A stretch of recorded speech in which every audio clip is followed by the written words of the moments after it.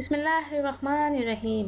अस्सलाम वालेकुम, welcome to my channel Haseena beauty tips. I am doctor Manoor और मेरे चैनल पर आपको बहुत कुछ मिलेगा, like beauty tips, health tips और बहुत सारे वज़ाइफ। मेरे चैनल को सब्सक्राइब करने का तरीका ये है कि आपको यूट्यूब पर आना होगा, यूट्यूब पर सर्च करना होगा हसीना ब्यूटी टिप्स।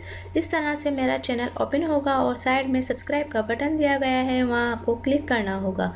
जैसे ही आप उस पर क्लिक करेंगे तो यहाँ एक फ़ोल्डर ओपन हो जाएगा और उस पर आपको ओके करना होगा।